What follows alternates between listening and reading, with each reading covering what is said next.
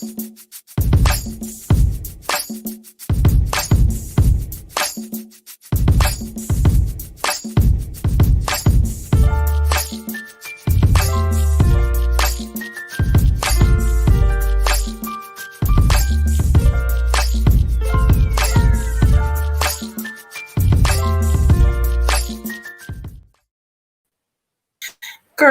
How you doing, girl? Hey, how are you? Why are you being Laurier Gibson, boom bop and bop bop boom bop in the background? Anything to bring about a laugh today. That part. Some kind of sanity. Yeah. Thank you guys once again, our divas and friends, for joining us for another episode of In the Divas Den. It's election week, you know. This is turning out to be something a lot longer than, you know, what was projected for some of us. But we're coming on here because we got to get through this together. So we're definitely going to talk about a lot of topics happening that are surrounded around the election, because of course that's all that's happening in the news right now. But first and foremost, before we get into any of that, let's talk. Let's talk to each other. How are you feeling, Precious? Life goes on. Besides this election and everything that's happening, our lives, our individual lives, and what we're doing is still happening. We're in the middle of a move, so that has been my focus. Girl. Trying to work at the same time. Whew, the stress. But you know what? I'm taking breaks, eating my Twizzlers, drinking water. It's helping. Yes. How are you? I'm good, girl. I'm good. I'm good. I will admit, yesterday I was worried. My anxiety was getting to me. I just didn't know what way this is going to go. We still don't know what way this is going to go. I mean, we are definitely a little bit more optimistic than yesterday, but I'm good. And we have no choice but to laugh. That's all you can do, and just pray and hope that this ends up being a desirable outcome. But one thing I will say is that I am, and I guess I shouldn't be, but I'm really, really, really shocked at how many people are actually voting Trump. Like, I knew America was racist, right? But I didn't know we was that racist. Yeah. So when I see these numbers and I'm seeing how close everything is, I mean, I know that the ballots are still coming in. I'm just like, wow, really, y'all? After all this, all of it, after everything.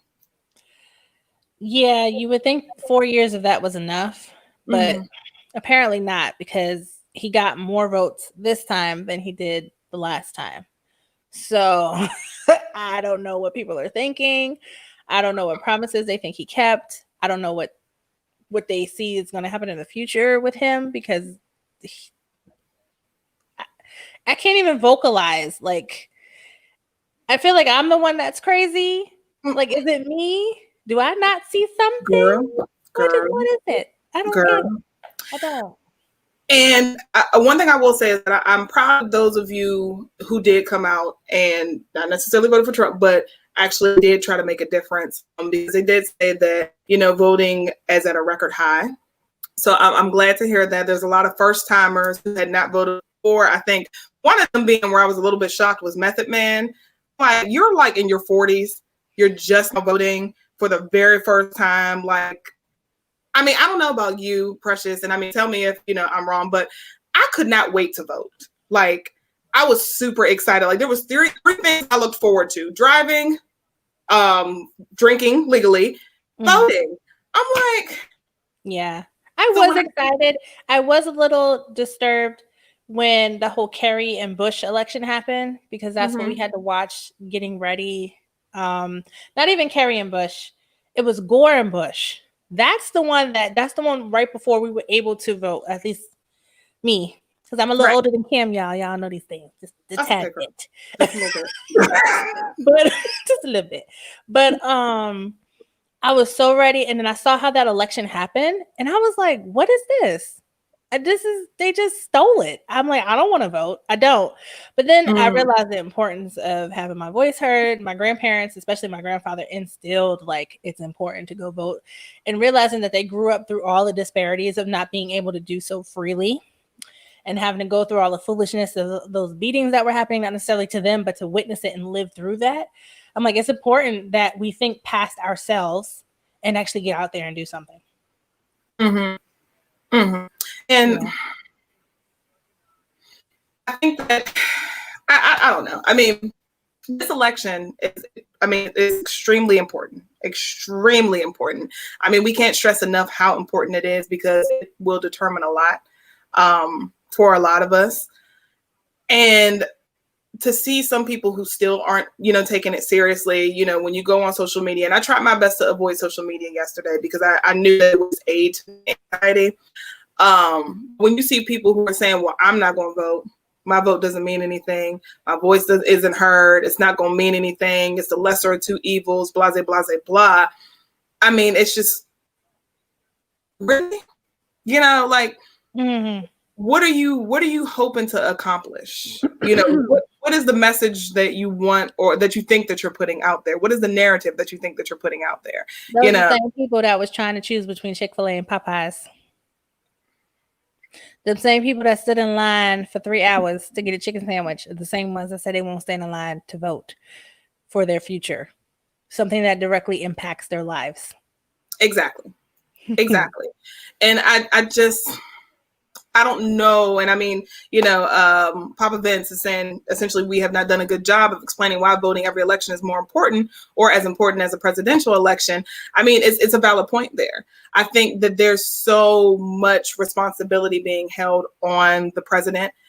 Stop it. I think there is so much responsibility hanging on the shoulders of the president that we forget about these other elections, and we want to hear from you guys. How are y'all feeling? Because this is a very important race for everyone. So we want to hear from everybody. What are your feelings? What are your thoughts? How do you feel? Where is your mindset right now? I mean, because we're still, watching the live coverage. And as of right now, Biden is at 253 and Trump is at 214.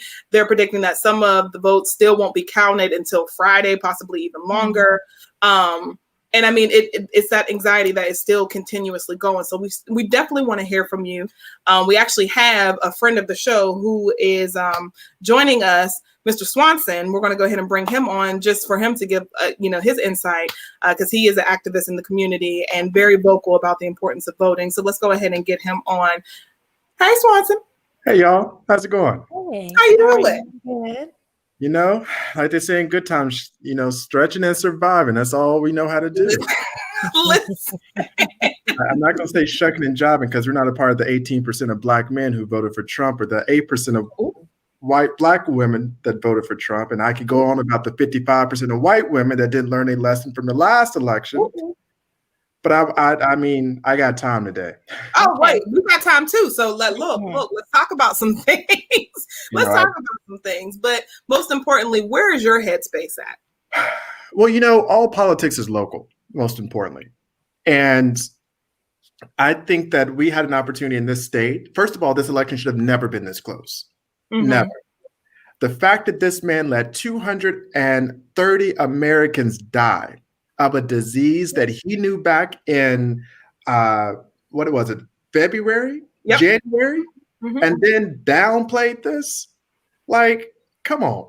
Like, that is, trust me, if Barack Obama did one of the million things that this fool has done, that man would have been impeached and everything. And then think about this, the fact that this is an impeached president who has abused his power, stole the Supreme Court, and trying to steal an election because he doesn't like how the results are going. Like, this is a democracy. Like, this is how democracy works. But the fact is, if we really want this democracy to vote, we got to get rid of that racist, not only the racist president, number one, Trump, but we got to get rid of that racist system of electoral colleges, which is voter suppression at its finest. Joe Biden has 70 million votes, more than any presidential candidate in history. And yet we are seeing that this electoral college is holding back, like change, like it's undermining our democracy. So I think I'm pissed because we shouldn't have to be going through that. And then the fact that here in North Carolina, I'm just going to pray for North Carolina. We had one opportunity, and we allowed Tom Tillis to slither through this thing, all because of a scandal, allegedly, that Kyle, this is the thing. Exactly. No perfect candidate whatsoever. None. But you vote for candidates that you can push on the issues. And trust and believe, I would rather fight Cal Cunningham any day than one of Trump's enablers. Exactly. Force in Congress. Like Tillis got a whole track record. And for those of you who are so conservative and so Christian-y and, wanted to bring the Lord into all this and wanted to judge Cal for doing something in his bedroom, that ain't your husband. That ain't your man. He wasn't with you. He wasn't texting you. Hello. Policy. That's the thing. And for these other, like I told you I got time. I had to take a little notes because all I've been doing is watching this and just gathering thoughts. But the other piece to it is, we have to understand that every election holds weight. Yes, we got to show out in presidential elections, but next year is a midterm election, which will determine if the U.S. Congress will flip or stay the same. It will determine if we can gain additional seats in the General Assembly. It will determine who is going to be on these local city council seats, who is going to be your sheriffs, who's going to be your district attorneys. Every issue is on the ballot, everything. And Black folks, we got to start showing the hell up in record numbers, not just on these presidential elections. And I mean, think about it. Like we're talking about justice and all that stuff. Here, the first Black woman, Chief Justice Cherie Beasley, who's going against another mini Trump, is battling for her seat to maintain justice at the highest level of our state court. So I don't understand if folks aren't reading the ballots, if they're not doing their research. But, we did, before I continue going down that road of what we did not necessarily do right, I can say that our early voting numbers were great. We turned out in record number, but we slept. We forgot that, the song says the freaks come out at night, but the races came out yesterday night in record number. All of them, the Kens, they showed up. But for folks who did not vote this election, I'm not going to shame you because I think you'll get enough of that, but we got to do better.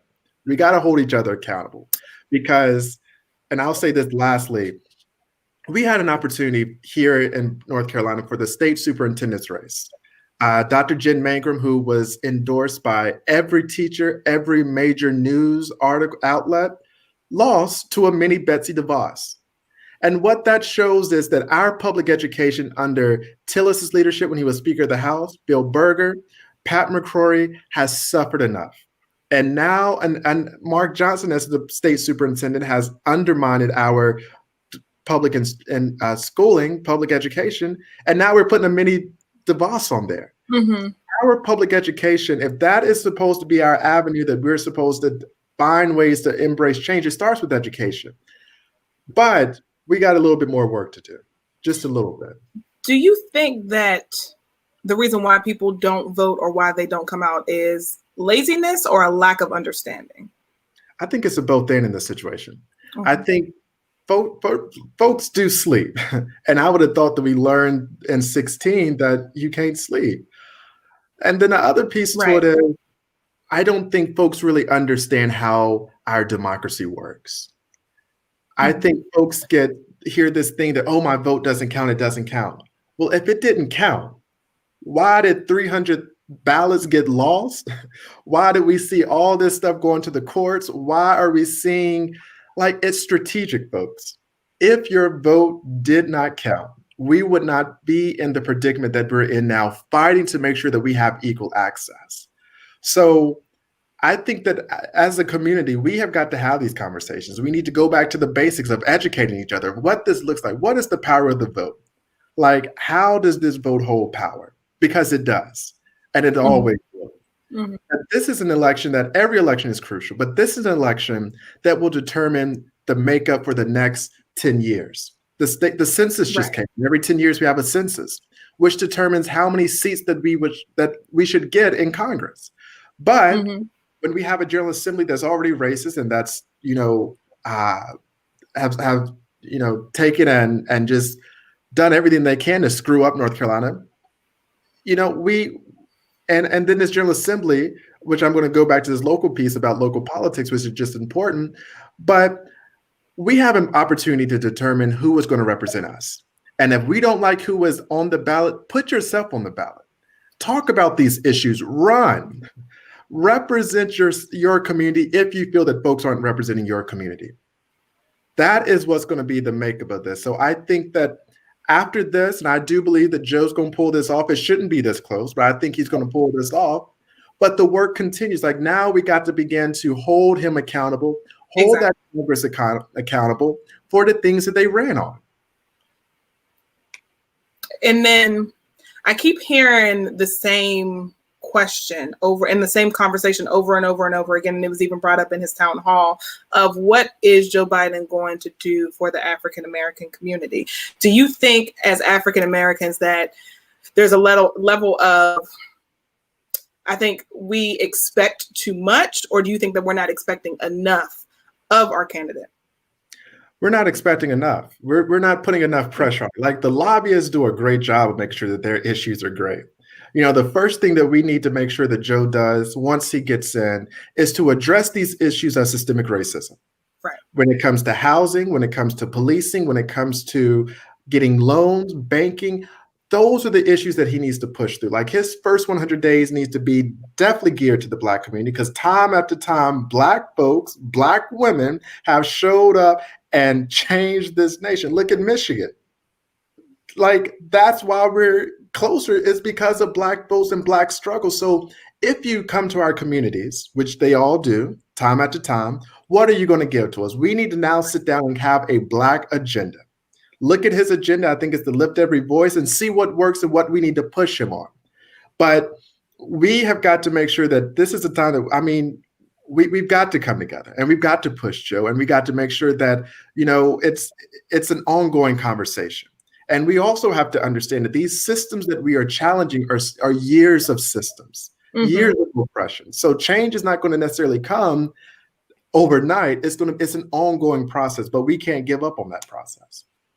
And do you think, because I know that when we had Barack Obama in office, for those 8 years, but then ultimately shit hit the fan, Trump got in office. So then now it's essentially we're having to rebuild everything that we had worked so hard for. Do you think that's even feasible within the 4 years that Joe Biden has? Well, it's possible. I'll say this. I always try to be optimistic.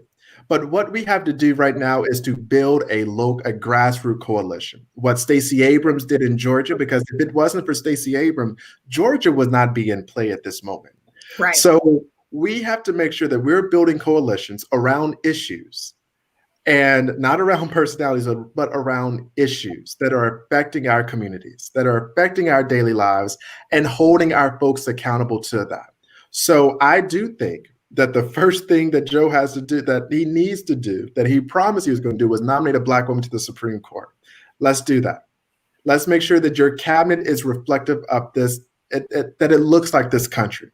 When you look at the current cabinet of 45, it's all white men. Our country is not like that. So we're seeing breakthroughs, but it's just, we got to keep pushing. And we've got to make sure that we're in this for the long haul. And the reason why we're in this moment is because we slept. The thing is, while we were out celebrating, which was a historic moment that we had a first Black president, Mitch McConnell and his cronies were out organizing. They were in these back rooms figuring out how to gerrymander our votes, how to suppress our votes. And those are now the systems that we're fighting against 12 years later. So I don't know what the future holds. But I do know that we've got to rededicate ourselves to the cause. We got to make sure that we keep George Floyd's name and Breonna Taylor and all of those who have died in the hands of injustice. We've got to keep their name and their story in the forefront. And also, we've got to find a space for us to heal as well as Black folks, because we have a lot of trauma that we're going through. When you look at the pandemic, it's affected our communities the most. Mm-hmm. So we have got to make sure that, number one, we're not taking on too much that we can do. And number two, we need white folks in this moment that we're out here in these streets talking about Black Lives Matter, that were standing with us and in the streets. What happened? Because 55% of y'all didn't quite do what was supposed to. That's just the white women. Now, the white men was a little bit higher, but so there's a disconnect. Right. So don't sit there and reach out and say, I want to be better allies. And then you go into the voting booth and you do something completely different that causes more trauma to our struggles. Absolutely. So at this point, you white folks need to have a very tough conversation with themselves. Mm-hmm. This is not a Black people's fight. We can't tell you how to be anti-racist because we didn't build these systems to oppress people. Absolutely. We're just trying to be free. So it's going to be moments where we've got to find these issues and they've got to do the work. I think Iyala says it best. You got to do the work. Do your homework. So that's what we need you to do between now and the days to come. And you know what? I think that if we can come together, because I think Trump has done a lot of harm. Mm-hmm. And if anyone said they vote for that fool because of policies, you are racist. Because I ain't seen not one damn policy. Not one. Hell, he ain't even had a coherent tweet that makes sense. So how the hell is he going to implement that? Now, question, because anything can happen, right? A lot of people are fearful that this man will not leave the White House if and when Biden wins the election. What do you think can happen? What do you think will happen? How do we handle something like that? Well, I'm not one to stoke violence. I try to be as non-violent as possible. But I am sure that all those military in that Oval Office will drag his ass out of there. Like if it takes that, his ass is going to be dragged out of that White House. But that should not necessarily be the president that we set for. Right. We've had elections over 200 plus years, and they all have been a peaceful transition. Absolutely. Now, just because you're in trouble with the feds, that because you're about to lose your job, and now you want to act the ass, that's uncalled for, because what he's trying to do is to stoke fear and division. So I have no problem that he's not going to leave that office. Like I think, the people are speaking, and the people are going to show that you lost your job. Go play golf, because that's all you've done these 4 years. Our dimes. Take your corrupted ass kids with you. Take your racist, no English speaking wife with you, and go on somewhere. Because, and if I was Joe, I would call all the priests and the bishops and the pastors to come and sage that White House. And we going to pray around it, because he's going to have a lot of work to do. But I ain't worried about Trump not trying to leave. I mean, I'm going to just keep it down. I almost said something. I forgot this is a live platform, and I want the feds knocking at my door, dragging me out my house like the Tyler Perry scene. So I ain't gonna say that, but I'm not worried about it. What do you say to the Black voters that were just so avid about Trump and, like the people like Ice Cube and Lil Wayne, and even if 50 Cent is a troll, but the fact that he even put the narrative out there that he was going to vote for him was dangerous. What do you say to celebrities like them and even Black people who think that Trump is for Black people? Well, we know that all skin folk and kin folk. Hello. And we also know that there was also, when you look in slavery, there were also slave catchers that were Black. And so for them, I mean, you're using your platform as a way, all because of you're trying to save your dollars. Like, to me, it's a moral thing. And for those folks who believe that and who decided to listen to Ice Cube and to be honest with you, I didn't even like Ice Cube when he was in Barbershop. I thought that was a raggedy movie, but I ain't gonna go there. But I mean, we have to boycott these folks. I mean, everybody talked about power, like boycott those shows. Hit them in their pockets. That's where we have to come together and flex our power. Because let me tell you what all of those Black folks, not skin folks, got that some of these folks who are believing that do. They have millions of dollars. They have homes that they can go to. They're in a very high tax bracket. And when those who are believing that, number one, you probably ain't even got a car in your name. It's probably in your mama's or baby mama's name. You're probably not even owning a home. So, and then you're worried about the Biden plan when you ain't even paid taxes. Like your priorities are all jacked up. And I ain't trying to be petty. I'm just stating the facts. So my thing is, you got to do your own research. You got to do your own homework. You aren't living a JV lifestyle because them stimulus checks have stopped. So that's the thing. So those folks who decided to listen to that, like, we got to do better. We got to do better. We do. Now, and I'm going to make sure that you ask Kanye and all them, Lord, make sure, like, since they out here doing this coonery stuff, what have they done? What policies have they brought to the Trump administration? What have they brought to this White House to better the lives and the livelihoods of Black folks? I haven't heard Ice Cube say anything about police brutality. Maybe he did, maybe he didn't. I haven't heard 50 Cent say anything about the death of Breonna Taylor and whatnot. Well, we know he don't even respect Black women because he doesn't respect himself. So why is he going to speak out about Breonna Taylor and all those issues? So I think I answered my own question. You did. I mean, we just got to excuse the ignorance. And if that's who you believe in and those are your idols, you need to do better. Because John Lewis ain't getting the thing is, Black folks did not get their ass beat for us to have rights and to throw those rights away. One thing I can say, Black folks have always been sophisticated voters because we have not had the luxury to actually vote and waste a vote due to systemic racism, due to the fact that the 65 Voting Rights Act is now roughly 55 years old.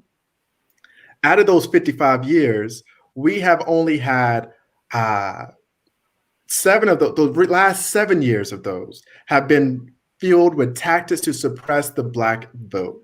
So the point I'm trying to make is we don't have time to throw votes away. We don't. And to that Black man that is the lieutenant governor of this great state, we're going to pray for him too, because, he's in that same category. And, I'm just glad that I'm not God, because 55% of this country, the statistics that I laid out, they wouldn't be here today. Hello. They'd be in the upper room. They wouldn't be in the upper room because we ain't even bringing that nonsense up in the upper room. We pure and holy up there. But they just better thank God that I'm not him, that I have a heaven or a hell to send folks to, because I'm not. I know that's right. And then I know that one of the biggest topics is Florida. Yeah. And the Latino or Latina vote, and some people are even divvying it down to the Cuban vote. Yeah. And people are angry because they're like, hey, did you not learn your lesson the first time? Now we're going to turn around and we're going to do this again, and you're voting for him again.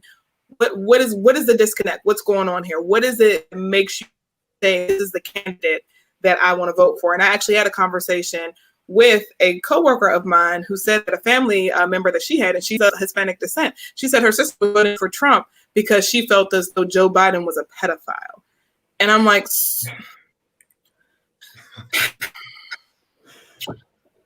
what? First of all, that was the first thing. And then secondly, have you not been paying attention to what the current president has done in this thing right now? So I get your same issues that we have in the Black community with all skin folk and kinfolk. I guess that happens in the brown community as well.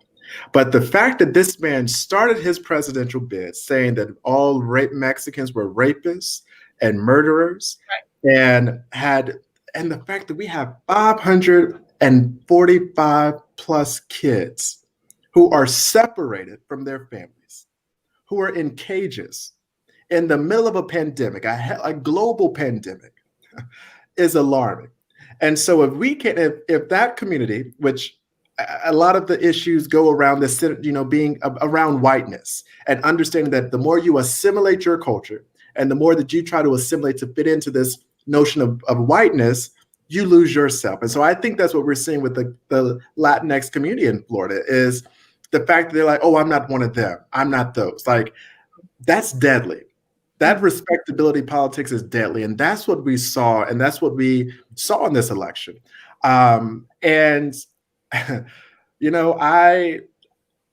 at this point, I don't know what to say about folks. I think Maya Angelou said, when someone shows you who they are the first time, believe them. Trump showed us who he was back in the 80s when he did not rent out his apartments to folks that look like us. Absolutely. When he took a whole full-page ad and said that the exonerated 5 should have received the death penalty. So Trump has showed us who he was. Right. And those of you all who are following him, you're just as racist. You're racist, period. There's nothing else I can say. I can forgive you. I can excuse you. I'm not sitting down with you and sitting at the table of brotherhood, right, sisterhood. I see you from a distance. So you take that toxic energy, and next time something happens, and the fact is, let's talk about Puerto Rico for a second. This man sat there and threw paper towels, like he was on the free throw line. And you vote for him for that? Like, 2020 is beyond me. And I think when the historians write this year down, they're going to say, what the hell? Right. Like, it's a list of things.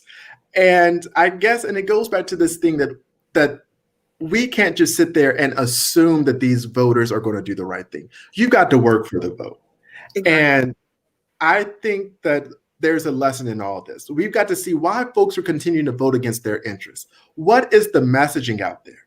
Because it's not the taxes. The only thing that this man's done that helped folks that I could see if you were rich is this tax break. But if it's talking about that he's a businessman and we want this country to be ran as a business, hell, he done lost every business that he owned. I wish we as Black folks had that luxury of just starting a business, failing, starting a business, failing, taking your money. Like, the hell is this? Exactly. There's another group that I've noticed that's been very crucial in this vote, and that's the Christian vote, quote unquote Christian vote. I'll say religious vote because, like you said, they ain't all kinfolk.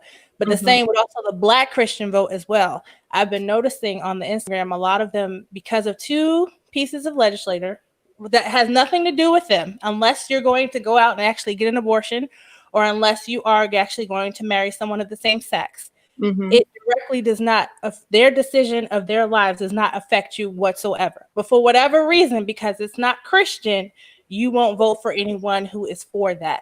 And that's what has come about in these votes. A lot of people said that's the main reason why they would vote for Trump, regardless of all the stuff that he's done. That's why they would vote Republican. So I was going to get my Bible, but it's across the breezeway, and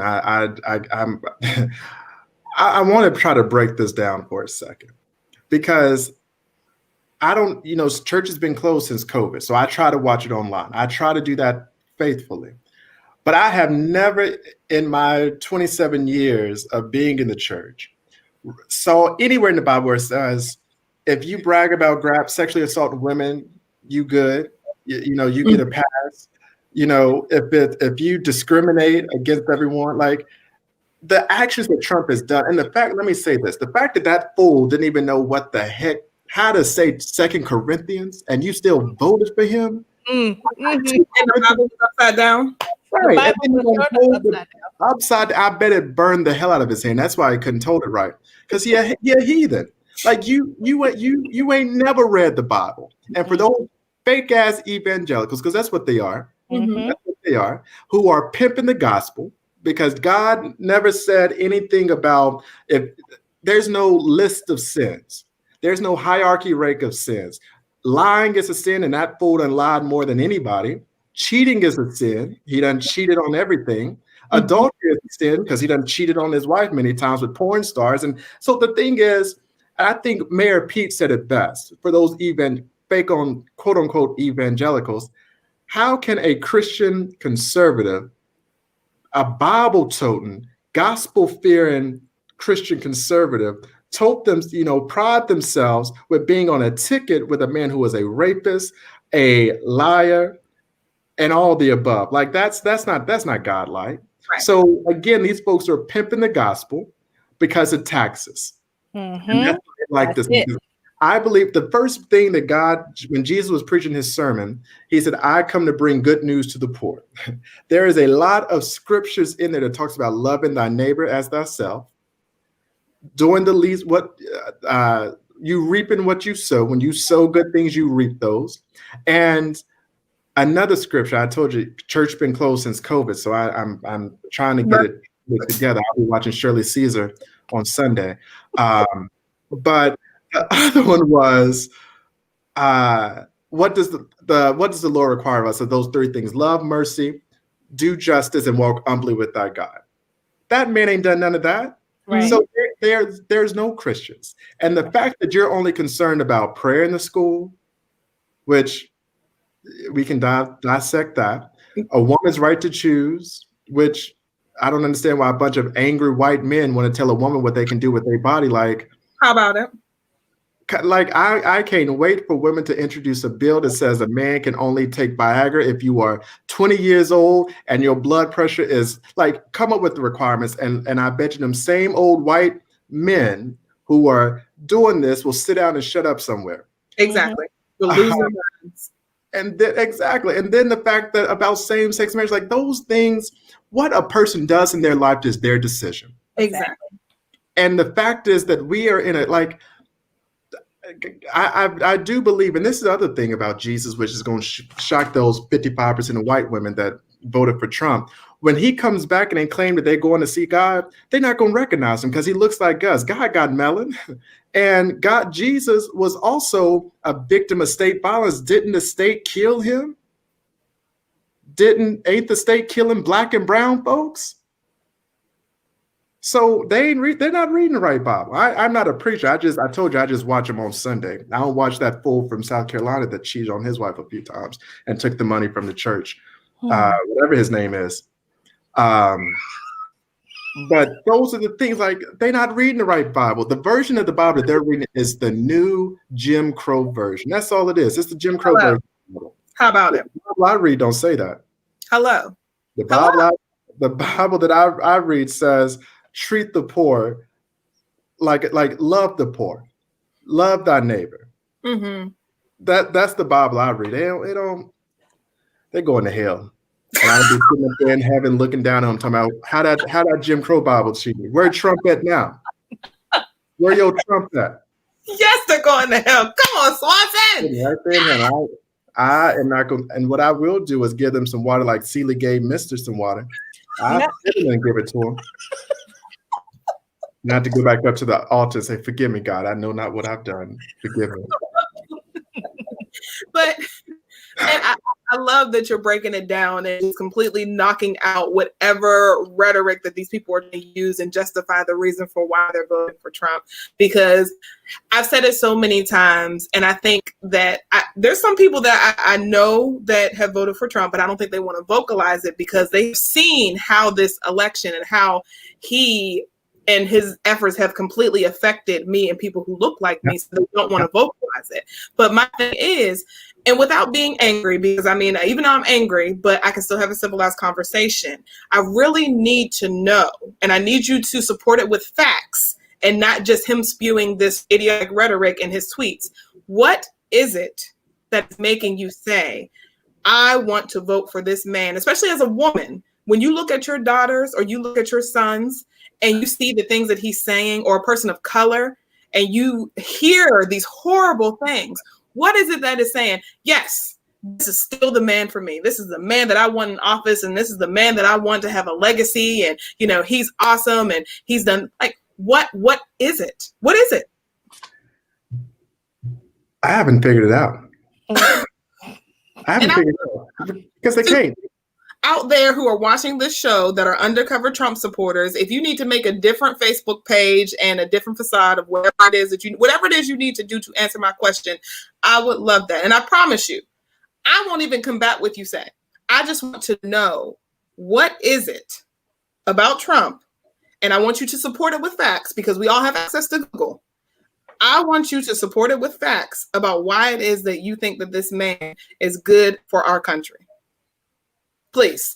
And you guys know I'm on Facebook in the Divas Den, at gmail.com, in the Divas Den TV, Instagram, in the Divas Den Facebook, Kimberly Blocker at Gmail. You can email me, and I promise you, I will not combat you, but I just need to know with facts.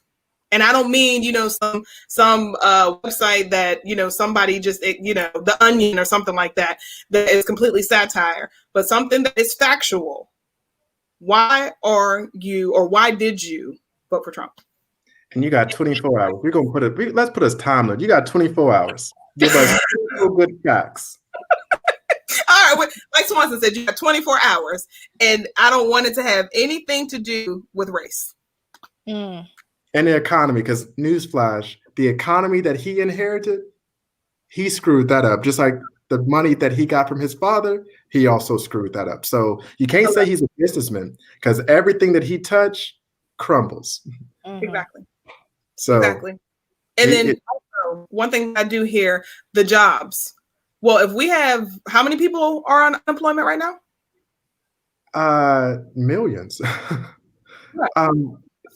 Didn't they say, and I know we're in alternative facts, so if I misspoke, forgive me, but didn't they say that he's on track to, he's the only president in history that has lost more jobs in his 3 years in the office than all the presidents combined?